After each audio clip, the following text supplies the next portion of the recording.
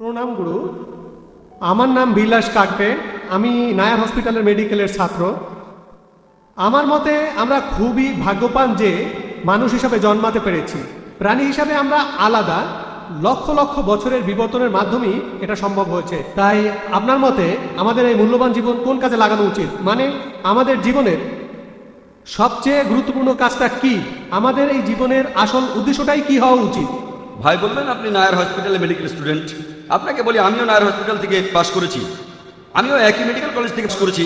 Nair hospital পাশ করেছি 1991 সালে, আনুমানিক 16 বছর আগে। ভাই প্রশ্ন করলেন যে আমরা এই মানুষের জীবন পেয়েছি, এখন এই জীবনটাকে কিভাবে কাজে লাগাবো। আল্লাহ পবিত্র কোরআনে বলেছেন, সূরা জারিয়াতের 56 নম্বর আয়াতে উল্লেখ করা হয়েছে, ওমা খালাকতুল জিন্না ওয়াল ইনসা ইল্লা লিয়াবুদুন। আমি সৃষ্টি করেছি জিন এবং মানুষকে শুধু আমার ইবাদতের জন্য। ইবাদত মানে তাকে মেনে চলা। তাই পৃথিবীটা আমাদের জন্য শ্রেষ্ঠ কর্তব্য আল্লাহ তাআলার নির্দেশগুলো মেনে চলা, যাতে শান্তিতে থাকতে পারি ইহকালে এবং পরকালে। মানুষ জাতির যিনি স্রষ্টা, তিনি প্রশ্নটা সঠিক উত্তর দিতে পারবেন। পবিত্র কোরআনে সূরা মুলকের 2 নম্বর আয়াতে উল্লেখ করা হয়েছে, আল্লাহ জি খালাকাল মাউতা ওয়াল হায়াতা। আল্লাহ তাআলাই সৃষ্টি করেছেন মৃত্যু এবং জীবন পরীক্ষা করার জন্য তোমাদের মধ্যে কর্মে কে উত্তম। পৃথিবীতে আমাদের এই জীবন, এটা পরকালের জন্য পরীক্ষা। আমরা সবাই পরীক্ষা দিচ্ছি। আর আপনি যদি আল্লাহ তাআলার আদেশগুলো মানেন আর তার কথা মতো যদি জীবনযাপন করেন আর শান্তি বজায় রাখেন, আল্লাহর কাছে নিজের ইচ্ছাকে সমর্পণ করে, তাহলে আপনি ইহকালেও সফল হবেন, পরকালেও সফল হবেন। আশা করি উত্তরটা পেয়েছেন।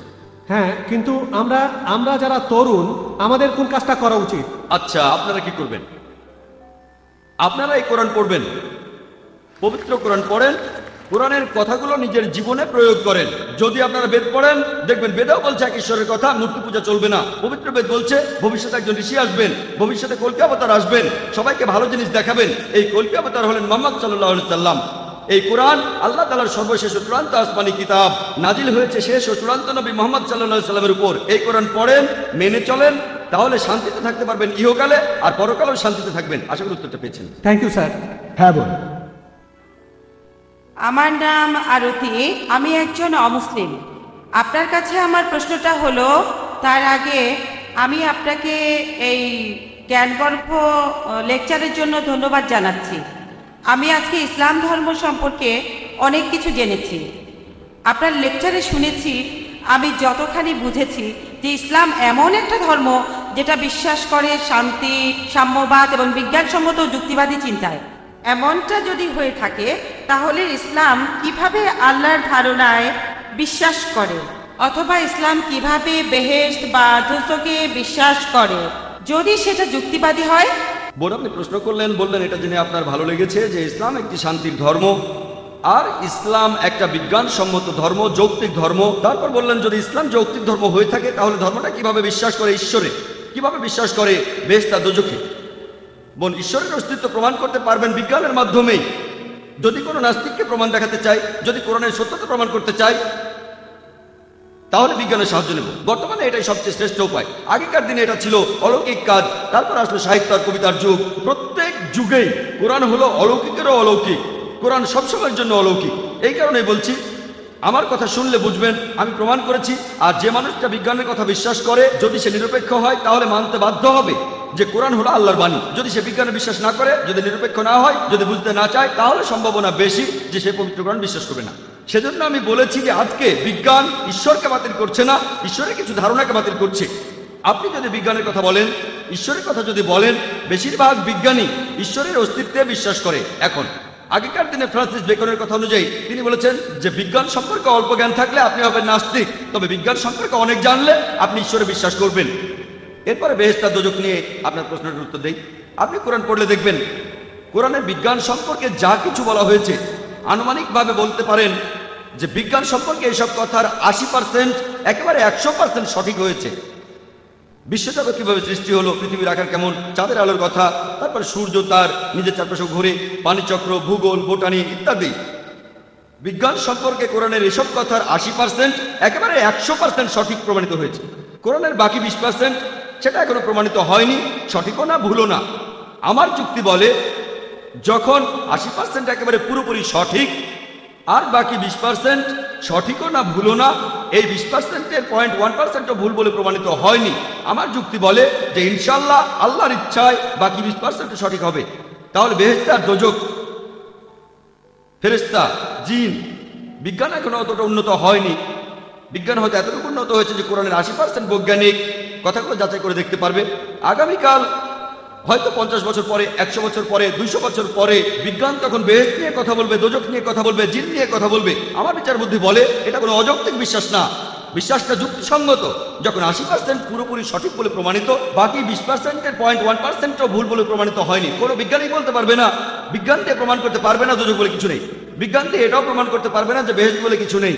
শুধু বলতে পারবে আমি জানি না, এটা থাকতেও পারে নাও থাকতে পারে, প্রমাণিত হয়নি।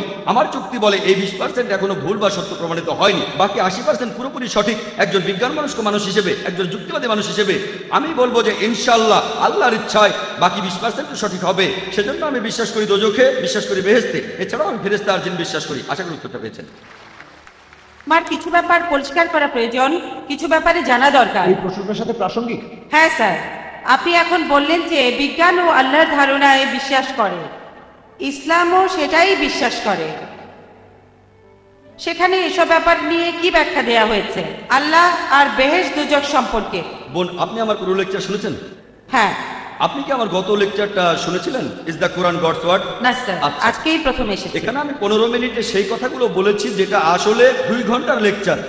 আপনাকে অনুরোধ করব আপনি আমার ভিডিও ক্যাসেটটা জোগাড় করেন, is the Quran God's word.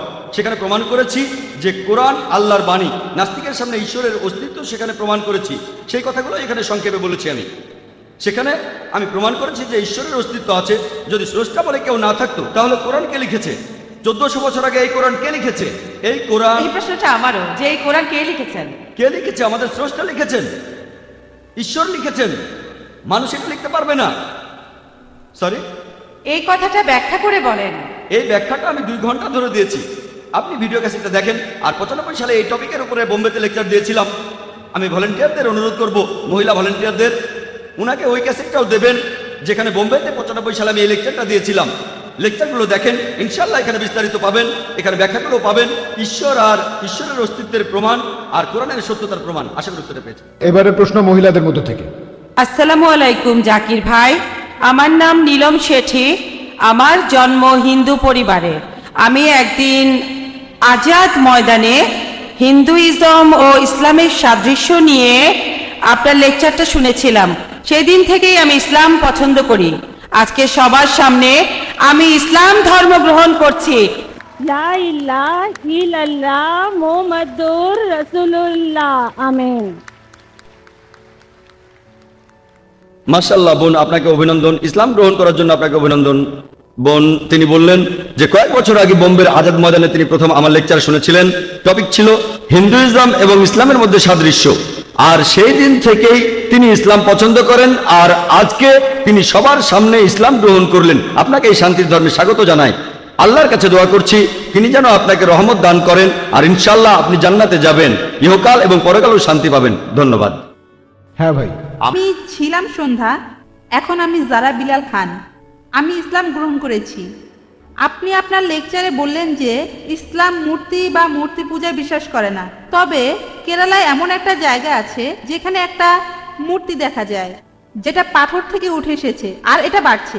এটা তাহলে এরকম কেন?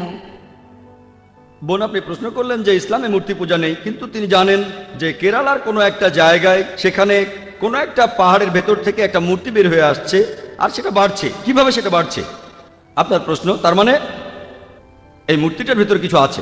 বোন, আপনি কি জানেন যে পাহাড়ও বড় হয়? এটা কি জানেন? হ্যাঁ, যদি এটা জানেন তাহলে মূর্তিও তো বেড়ে উঠতে পারে। তার মানে এই না, এমন না যে সেই মূর্তির ভেতরে জীবন আছে। না, মূর্তিটা পাথরের ভেতর থেকেই এসেছে। ওখানে আগে কোনো মূর্তি ছিল না, পাথরের মধ্যে থেকে মূর্তিটা বের হয়েছে। আমি তো সেটাই বলছি, মূর্তিটা পাথরের মধ্য থেকে বের হচ্ছে। পাহাড় পর্বত আকারে বড় হয়। কিভাবে এগুলো বাড়ে সেটা আমরা জিওলজিতে পড়েছি যে পাহাড় পর্বত বাড়ে। এমন অনেক উদাহরণ আছে। যেমন ধরেন এই কয়েক বছর আগে শোনা গেল যে গণেশের মূর্তি দুধ খাচ্ছে। এটা একটা সহজ বৈজ্ঞানিক ব্যাপার, অসমোসিস। এটা খুবই সহজ একটা বৈজ্ঞানিক ব্যাপার। আপনি যদি দুধ ভর্তি জগে একটা চারা গাছ রাখেন, সেই গাছ দুধ শুষে নেবে। এটা অসমোসিস। তার মানে এই না যে সেই মূর্তি দুধ খাচ্ছে। তখন অনেক টিভি চ্যানেলে এটা দেখানো হয়েছিল। এখানে আপনাকে বুঝতে হবে যে এগুলো হলো সব জড়বস্তু। বেদে পরিষ্কার করে বলা আছে, যজুর্বেদে আছে 32 অধ্যায় 3 অনুচ্ছেদে, নাতাস্তি প্রতিমা আস্তি, মহান স্রষ্টার কোনো প্রতিমা নেই, তার কোনো ছবি নেই, তার কোনো মূর্তি নেই, তার কোনো ভাস্কর্য নেই, কোনো ফটোগ্রাফ নেই। আশা করি উত্তরটা পেয়েছেন। কিন্তু একটা কথা, পাথরটা এমন আকার পাচ্ছে কিভাবে? পাথরটার আকার তাহলে একটা মূর্তির মতো হচ্ছে কেন?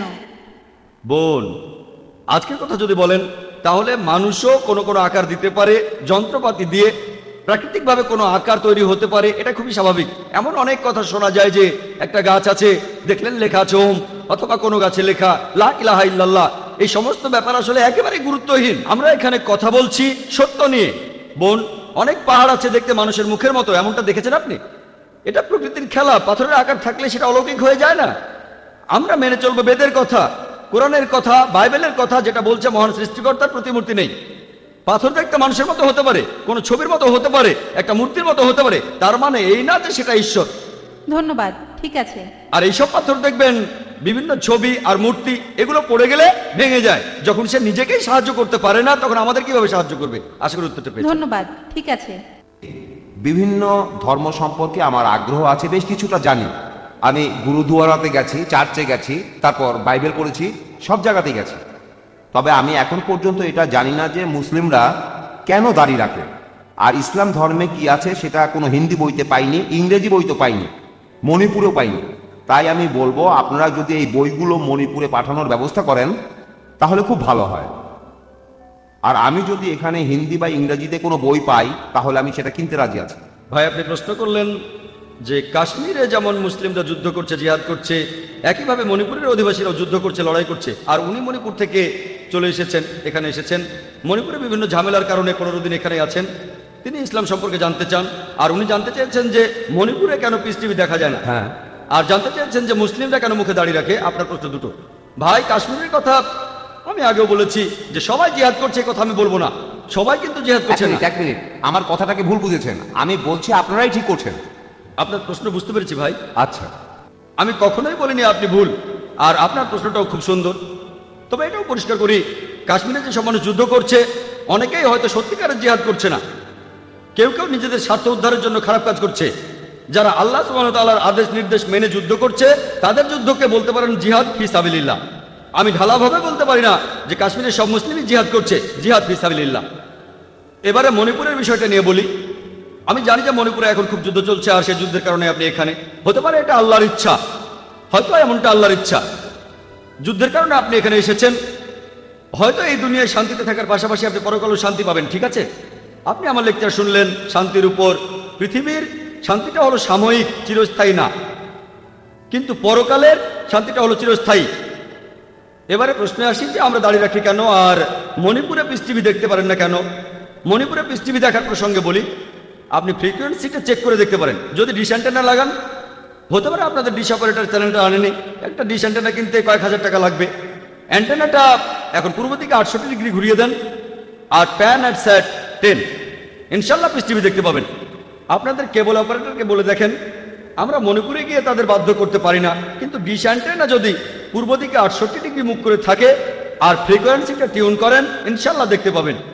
এবারে বলি মুসলিমরা কেন দাঁড়িয়ে রাখে।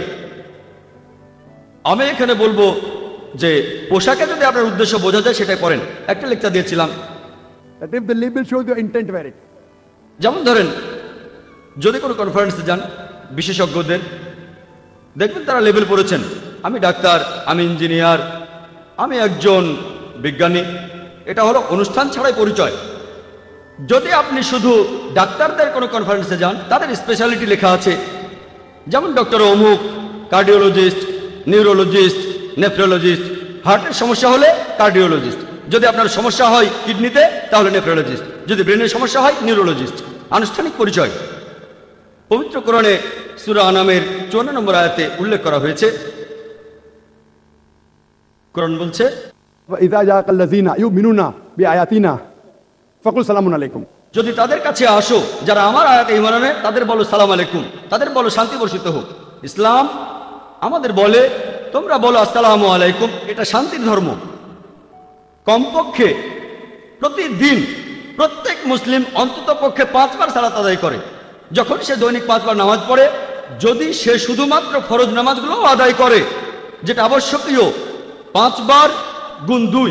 নামাজ আদায় শেষ হলে বলি আসসালামু আলাইকুম ওয়া রাহমাতুল্লাহ, আসসালামু আলাইকুম ওয়া রাহমাতুল্লাহ। আমার ডান দিকে যত লোক আছে তাদের সবার উপর আল্লাহর শান্তি বর্ষিত হোক, আমার বাম দিকে যত লোক আছে তাদের সবার উপর আল্লাহর শান্তি বর্ষিত হোক। প্রত্যেক নামাজে 2 বার বলি, কমপক্ষে 5 বার নামাজ পড়ি, কমপক্ষে 10 বার সালাম জানাচ্ছি ডান দিকের সব মানুষদের, এর পাশাপাশি বাম দিকের সব মানুষদের। যদি সুন্নাতে মুআক্কাদাও পড়ি তাহলে আরো 10 বার। এভাবে অন্তত পক্ষে 20 বার আমি সালাম জানাচ্ছি আমার ডান দিকের মানুষদের আর বাম দিকের মানুষদের। যদি সাধারণ সুন্নত পড়ি তাহলে আরো বেশি হবে। যখনই আমি কোনো মুসলিমকে দেখি তাকে বলি আসসালামু আলাইকুম, আপনার উপর শান্তি বর্ষিত হোক।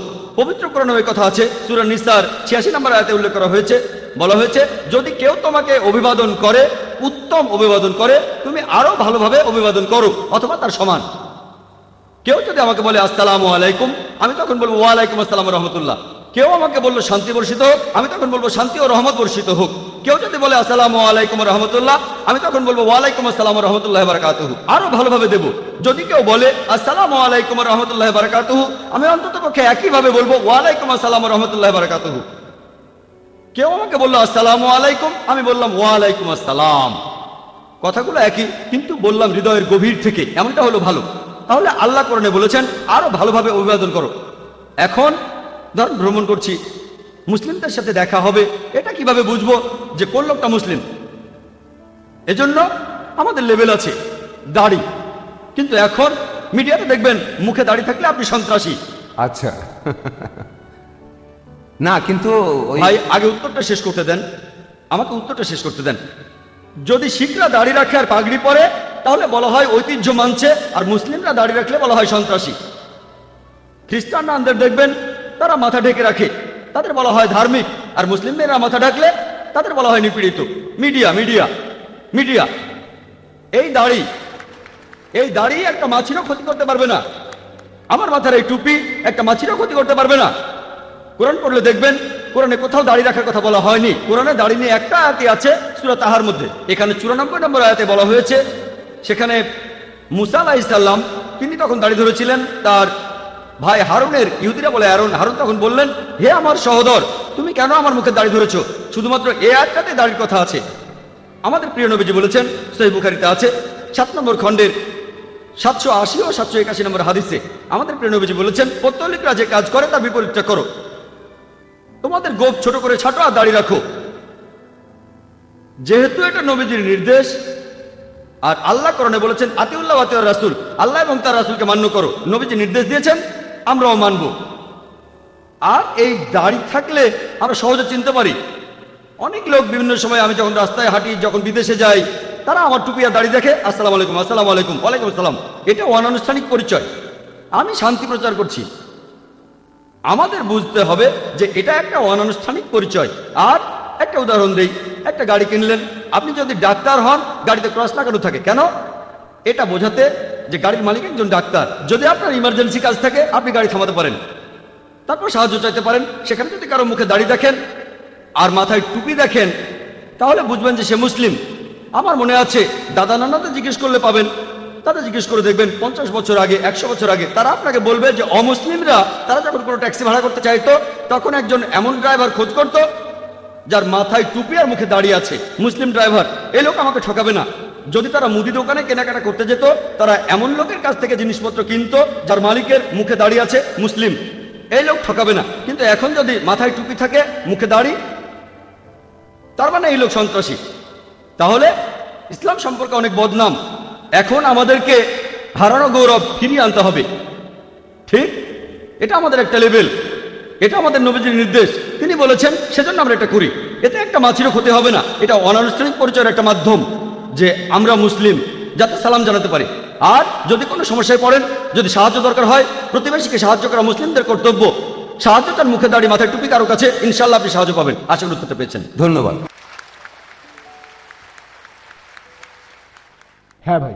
Thank you sir. আমি ডক্টর রাজেশ, একজন হোমিওপ্যাথিক ডক্টর। আর আমার প্রশ্ন 2টা। আমি পড়েছি যে নবী মুহাম্মদ হলেন সর্বশেষ আর চূড়ান্ত নবী। এই সর্বশেষ আর চূড়ান্ত কথাটার উপরে এত জোর দেওয়া হচ্ছে কেন? আপনারা নতুন কোনো নবীকে কি ভয় পাচ্ছেন? আল্লাহ যদি নতুন কাউকে মনোনীত করে পাঠান, তাকে কি মেনে নেবেন না? আর আমি যদি সৃষ্টিকর্তাকে দেখতে চাই তাহলে ইসলাম এই সম্পর্কে কি বলে? Thank you sir. হ্যাঁ ভাই। Thank you sir. আমি ডক্টর রাজেশ, একজন হোমিওপ্যাথিক ডক্টর। আর আমার প্রশ্ন দুইটা। আমি পড়েছি যে নবী মুহাম্মদ হলেন সর্বশেষ আর চূড়ান্ত নবী। এই সর্বশেষ আর চূড়ান্ত কথাটার উপরে এত জোর দেওয়া হচ্ছে কেন? আপনারা নতুন কোনো নবীকে কি ভয় পাচ্ছেন? আল্লাহ যদি নতুন কাউকে মনোনীত করে পাঠান তাকে কি মেনে নেবেন না? আর আমি যদি সৃষ্টিকর্তাকে দেখতে চাই তাহলে ইসলাম এই সম্পর্কে কি বলে? Thank you sir. ভাই দুটো প্রশ্ন করেছেন। প্রথম প্রশ্ন, এটার উপরে এত জোর দিচ্ছি কেন যে তিনি শেষ নবী? আল্লাহ আরেকজন নবী পাঠাতে চাইলে কি পারতেন না? আর শেষ প্রশ্ন, যদি আমি আল্লাহকে দেখতে চাই তাহলে কি করব? আপনার এই প্রশ্নে পরে আসছি। প্রথম অংশটা যে জোর দিচ্ছি কেন যে মোহাম্মদ সাল্লাল্লাহু আলাইহি সাল্লাম শেষ নবী, শুধু আমি জোর দিচ্ছি না, বেদও জোর দিচ্ছে, পুরাণও জোর দিচ্ছে, বাইবেলও জোর দিচ্ছে, আর কোরআন অন্যান্য ধর্মগ্রন্থ জোর দিচ্ছে। আল্লাহ পবিত্র কোরআনে বলেছেন, সূরা হাজাবের 40 নম্বর আয়াতে উল্লেখ করা হয়েছে, মা কানা মুহাম্মাদুন আবা আদম মির জালিকুম ওয়ালাকিন রাসূলুল্লাহ ওয়া খাতামুন নবিয়্যিন ওয়া কানা আল্লাহু বিকুল্লি শাইইন আলিমা। যে মুহাম্মদ সাল্লাল্লাহু আলাইহি সাল্লাম তোমাদের মধ্যে কোনো পুরুষের পিতা নন, বরং তিনি হলেন আল্লাহ তাআলার প্রেরিত রাসূল, তিনি নবুয়তের শেষ সিলমোহর, আর নিশ্চয়ই আল্লাহ সকল বিষয় জানেন। এখন আল্লাহ নিজে এই কথা বলেছেন। আল্লাহ নতুন কাউকে পাঠাতে চাইলে অবশ্যই পাঠাতে পারতেন, তবে আল্লাহ কখনো মিথ্যে কথা বলেন না। আল্লাহ কখনো মিথ্যে বলেন না। পবিত্র কোরআনে এই কথা উল্লেখ করা আছে। সূরা আহজাবের 40 নম্বর আয়াতে বলা হয়েছে তিনি হলেন শেষ নবী। তাই আল্লাহ জানেন, যদি আল্লাহ নতুন কাউকে পাঠাতে চাইতেন তাহলে মুহাম্মদ সাল্লাল্লাহু আলাইহি সাল্লামকে শেষ নবী উল্লেখ করতেন না। যেহেতু মুহাম্মদকে শেষ নবী বলা হয়েছে, আমি বিশ্বাস করেছি। আর আল্লাহ তাআলা তো ভবিষ্যৎও জানেন, আপনি আমি ভবিষ্যৎ জানি না, আল্লাহ ভবিষ্যৎ জানেন। তিনি বলেছেন মুহাম্মদই শেষ নবী, সেজন্য আমি সেটা বিশ্বাস করি। এখন আমাদের যেটা যখন প্রয়োজন আল্লাহ তাআলা ঠিক সেটাই দিয়েছেন আমাদের।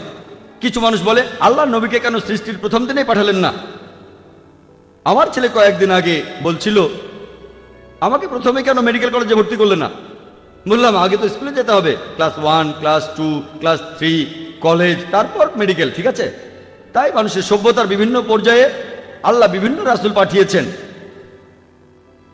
আমরা 4টা কিতাবের নাম জানি, এছাড়াও অনেক আছে, তাওরাত, জাবুর, ইনজিল, এগুলোর নাম জানি। এরপর আল্লাহ তাআলা ঠিক করলেন যে 1400 বছর আগে মানুষ পবিত্র কোরআন বোঝার পর্যায়ে চলে এসেছে, তখন তিনি পাঠালেন তার সর্বশেষ ও চূড়ান্ত রাসূল মুহাম্মদ সাল্লাল্লাহু আলাইহি সাল্লামকে। সর্বশেষ আর চূড়ান্ত কিতাব হলো কোরআন। এখন আল্লাহ চাইলে অবশ্যই নতুন কাউকে পাঠাতে পারেন, তবে যেহেতু তিনি বলেছেন আর কাউকে পাঠাবেন না, তাই পাঠাবেন না। এই দিন তিনি সম্পূর্ণ করেছেন। আগের ধর্মগ্রন্থগুলো সম্পূর্ণ অবস্থায় ছিল না। আল্লাহ বলেছেন, মহান স্রষ্টা পবিত্র কোরআনে বলেছেন, সূরা মাইদা 3 নম্বর আয়াতে উল্লেখ করা হয়েছে যে আজ এই দিনে তোমাদের প্রতি আমার অনুগ্রহ সম্পূর্ণ করলাম, তোমাদের জন্য ইসলামকে দিন হিসেবে আমি সম্পূর্ণ করলাম। ইসলামকে দিন হিসেবে সম্পূর্ণ করার পর নতুন কিছু যোগ হবে না, অথবা এখান থেকে কোনো কিছু বাদও দেওয়া যাবে না। এটা সম্পূর্ণ। আর সেজন্য যদি আজকের দিনে কেউ বলে যে সে আল্লাহর কাছ থেকে আসমানি কিতাব পেয়েছে, আর যদি বলে সে আল্লাহর রাসূল, তাকে মানসিক ডাক্তার দেখাতে হবে। এখন অনেক মানুষই নিজেকে ঈশ্বর বলে দাবি করে, অনেকে ঈশ্বরের নবী বলে দাবি করে। মানসিক ডাক্তার দেখাতে হবে তাকে, কারণ কোরআনের পরে নতুন কোনো আসমানি কিতাব আসবে না, মুহাম্মদের পরে কোনো নতুন নবী আসবে না। এবার আপনার দ্বিতীয় প্রশ্নের উত্তর, আল্লাহকে দেখতে চাইলে তখন আপনাকে কি করতে হবে? আমি যদি ঈশ্বরকে দেখতে চাই তাহলে আমি কি করব? আমি বলছি কি করবেন। এই পৃথিবীতে আল্লাহকে দেখতে পাবেন না। পবিত্র কোরআনে বলা আছে যে মুসা আলাইহিস সালাম আল্লাহকে দেখতে চেয়েছিলেন। আল্লাহ তাকে বলেছিলেন পাহাড়ের দিকে তাকাও, আমি এই পাহাড়ে আমার একটা ঝলক দেখাবো। সেই পাহাড়ে তখন কি অবস্থা হলো? সেই পাহাড়ের আগুন থেকে মুসা নবীর চোখ ধাঁধিয়ে গেল। পৃথিবীতে দেখতে পাবেন না, তবে পরকালে আল্লাহকে দেখতে পাবেন। যদি আপনি জান্নাতে যান, সবকিছু সেখানে পাবেন, খাবার সবকিছুই পাবেন। লোকজন, হাদিসে উল্লেখ করা আছে, তারা তখন আল্লাহকে দেখার জন্য অনুনয় বিনয় করবে। যদি আপনি আল্লাহ তাআলাকে দেখতে চান তাহলে আল্লাহর এই চূড়ান্ত আসমানি কিতাব পড়তে হবে, এই পবিত্র কোরআন। কোরআনের কথাগুলো মেনে চলবেন। সর্বশেষ আর চূড়ান্ত নবী মুহাম্মদ সাল্লাল্লাহু আলাইহি সাল্লামের কথাগুলো মেনে চলবেন। যদি মুহাম্মদ সাল্লাল্লাহু আলাইহি সাল্লাম আর কোরআনের কথাগুলো আপনি মেনে চলেন, ইনশাআল্লাহ আপনি জান্নাতে যাবেন। যদি আমি মানি, আমিও জান্নাতে যাব। আর ইনশাআল্লাহ আমরা আল্লাহর আইন মেনে চললে জান্নাতে যাব। আর ইনশাআল্লাহ আমরা সেখানে আল্লাহকে দেখতে পাবো। আশা করি উত্তরটা পেয়েছেন। ধন্যবাদ।